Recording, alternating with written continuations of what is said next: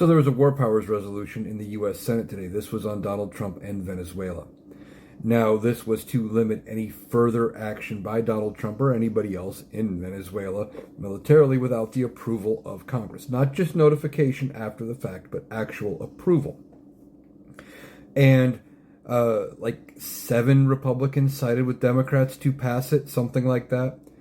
But it passed the Senate. Now it's going to go over to the House. Probably not going to pass the U.S. House of Representatives. And I guarantee you Donald Trump is not going to sign it into law. But this is an important step. This is another example of Republicans breaking from Donald Trump.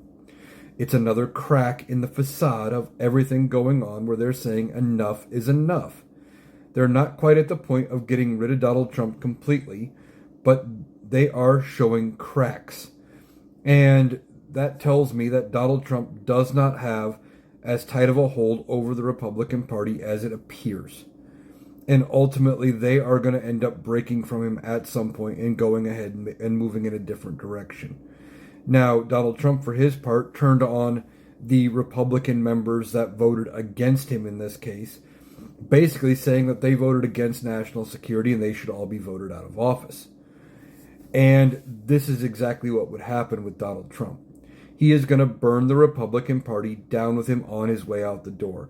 The more they turn on him, the more they decide that he is not the way they want to go in the future, the more and more he is going to do things like this, where he says, enough's enough, I want this person gone. Now, we will see how the voters react to these Republican senators. We've already been watching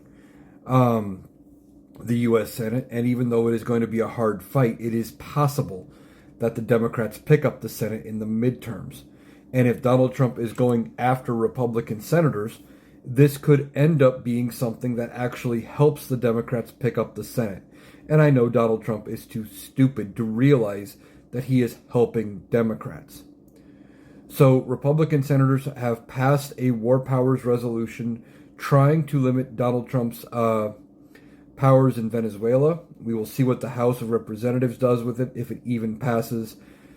And even if it passes the House, which I don't know what the fate is there, but if it does pass the House of Representatives, then it is going to be up to Donald Trump to sign it, which there's no way he is going to sign it because he wants to do whatever he wants in Venezuela.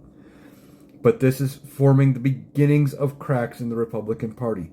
They're only going to grow, they're only going to deepen, and it's going to get worse between now and the midterms this year.